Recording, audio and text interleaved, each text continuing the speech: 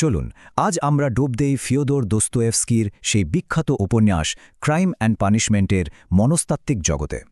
আমরা দেখব কিভাবে একজন তরুণের স্বাধীনতার অদ্ভুত এক ধারণা তাকে অপরাধের দিকে ঠেলে দেয়, আর তারপর কিভাবে ভালোবাসা আর অনুশোচনার মধ্যে দিয়ে সে মুক্তির এক নতুন মানে খুঁজে পায়।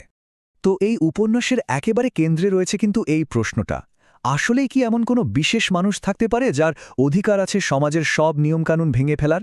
এই নৈতিক ধাঁধাটাই ছিল গল্পের মূল চরিত্র রাসকলনিকভের সব সমস্যার গোড়া। এই যে দেখছেন, ইনি আমাদের গল্পের প্রধান চরিত্র, রডিয়ন রাসকলনিকভ। ১৯ শতকের সেন্ট পিটার্সবার্গের একজন অসম্ভব মেধাবী ছাত্র, কিন্তু একেবারে কপর্দক শূন্য। তখনকার রাশিয়ার সেই দমবন্ধ করা দারিদ্র্য, চারপাশের অবিচার আর মানুষের কষ্ট, এই সব কিছু তাকে সমাজ থেকে যেন একবারে বিচ্ছিন্ন করে দিয়েছিল, আর তার মনের ভেতরে জন্ম দিয়েছিল এক সাংঘাতিক দর্শনের। নিজের অপরাধকে জাস্টিফাই করার জন্য রাসকলনিকভ একটা নিজস্ব তত্ত্ব বা থিওরি তৈরি করে ফেলেছিল। তার মনে হয়েছিল অস্তিত্বের এই সংকট থেকে বেরিয়ে আসার এটাই হয়তো একমাত্র রাস্তা। সে নিজেকে নেপোলিয়ানের মতো একজন অসাধারণ মানুষ হিসেবে ভাবতে শুরু করে। তার মনে হয় সমাজের ভালোর জন্য একজন সুদখোর বুড়ির মতো অদরকারি মানুষকে মেরে ফেলার অধিকার তার আছে। মানে তার কাছে এটা কোনো অপরাধী না, বরং এটা ছিল নিজের শ্রেষ্ঠত্ব প্রমাণ করার একটা পরীক্ষা।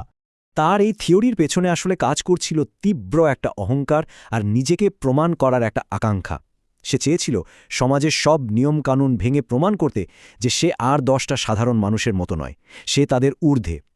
মানে ব্যাপারটা শুধু দারিদ্র্য থেকে মুক্তি পাওয়া ছিল না, তার চেয়েও বড় ছিল নিজের অসাধারণত্ব প্রমাণ করার এই পরীক্ষাটা।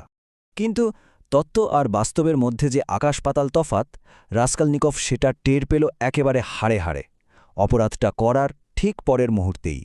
যে কাজটাকে ও ভেবেছিল স্বাধীনতার পথে প্রথম ধাপ, সেটাই আসলে ওর জন্য একটা জেলখানা হয়ে দাঁড়ালো। তবে বাইরের জেলখানা না, মনের জেলখানা। অপরাধ তাকে মুক্তি তো দিলই না, বরং ফেলে দিল এমন এক মানসিক যন্ত্রণার মধ্যে যেখান থেকে পালানোর কোনো রাস্তাই ছিল না। রাসকলনিকভের এই একটা কথাই তার ভেতরের সব যন্ত্রণাটা যেন একবারে তুলে ধরে। সে আসলে বলতে চায় ওই বুড়িকে খুন করে সে তার নিজের ভেতরের মনুষ্যত্ব, তার নৈতিকতাকেই ধ্বংস করে দিয়েছে। তার এত সাধের তত্ত্বটা তার নিজের বিবেকের কাছেই একেবারে চুরমার হয়ে গেল। খুনের পর রাসকলনিকভ এক কথায় ভেঙে পড়তে শুরু করে। প্যারানয়া, মানে সবকিছু নিয়ে ভয় আর সন্দেহ, সাথে শারীরিক অসুস্থতা আর ভয়ঙ্কর একাকিত্ব তাকে পুরোপুরি গ্রাস করে ফেলে। সে যে স্বাধীনতা চেয়েছিল, তার বদলে সে পেল বিবেকের এক অন্তহীন দংশন, যা তাকে মানুষ থেকে আরও দূরে, আরও গভীরে ঠেলে দিল। আর ঠিক এখানেই দস্তোয়েভস্কি আমাদের সামনে স্বাধীনতার দুটো একেবারে ভিন্ন ধারণার মধ্যে একটা লড়াই তৈরি করেন, যা এই উপন্যাসের মূল চালিকা শক্তি। দেখুন, রাসকলনিকভের কাছে স্বাধীনতা মানে ছিল সব নিয়মকানুন থেকে মুক্তি, অর্থাৎ ফ্রিডম ফ্রম। অন্যদিকে দোস্তোয়েভস্কি যে স্বাধীনতার কথা বলছেন তা হল ভালো পথটা বেছে নেওয়ার ক্ষমতা, মানে ফ্রিডম টু। একটা আসে অহংকার আর একাকিত্ব থেকে, আর অন্যটা আসে সহানুভূতি আর নৈতিক দায়িত্ববোধ থেকে। দোস্তোয়েভস্কির এই চিন্তাটা কিন্তু একেবারে নতুন কিছু নয়, এর শেকড় রয়েছে আরও গভীরে, একেবারে অ্যারিস্টটল এবং সেন্ট থমাস অ্যাকুইনাসের দর্শনে। তাদের মতে আসল স্বাধীনতা মানে যা খুশি তাই করা নয়, বরং নিজের বিচার বুদ্ধি দিয়ে ভালোকে চেনা এবং সেই ভালো কাজটা করার ক্ষমতা। রাসকলনিকভের এই অন্ধকার জগতে ঠিক তখনই আলো হয়ে প্রবেশ করে সোনিয়া মারমেলাদোভা, যে কিনা দোস্তোয়েভস্কির ওই স্বাধীনতার আদর্শকে নিজের জীবনে ধারণ করে রেখেছিল। সোনিয়ার চরিত্রটা গল্পের মোড়টাই যেন ঘুরিয়ে দেয়। চরম দারিদ্র্যের কারণে সে হয়তো পতিতা বৃত্তিতে নামতে বাধ্য হয়েছিল, কিন্তু তার আত্মা ছিল একেবারে পবিত্র। সে রাসকলনিকভের জন্য একটা নৈতিক আয়নার মতো হয়ে দাঁড়ায়, যেখানে রাসকলনিকভ নিজের ভেঙে চুরে যাওয়া আত্মার প্রতিচ্ছবিটা দেখতে পায়।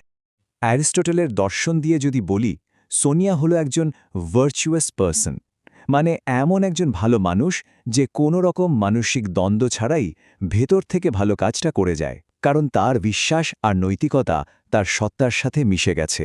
সে ছিল রাসকলনিকভের অহংকারী দর্শনের এক জীবন্ত প্রতিবাদ। তো সোনিয়ার এই শক্তির উৎসটা কী ছিল?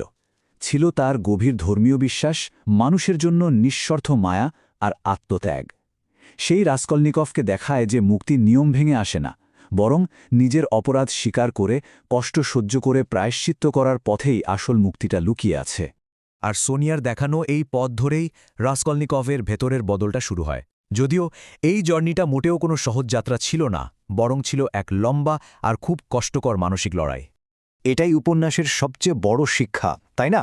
যে আসল স্বাধীনতা নিজের অহংকারকে জাহির করার মধ্যে নেই, বরং সেই অহংকারকে বিসর্জন দিয়ে আবার মানুষের সাথে সংযোগ তৈরির মধ্যেই আছে। যন্ত্রণা আর অনুশোচনার পথ ধরেই নৈতিক আর আধ্যাত্মিক মুক্তি পাওয়া সম্ভব। এই যে বদলটা, এটা কিন্তু একদিনে হয়নি।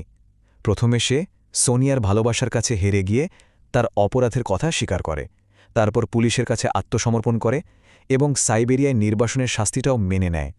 এই কষ্ট সহ্য করতে করতেই তার বুদ্ধির অহংকারের দেয়ালটা ধীরে ধীরে ভাঙতে শুরু করে।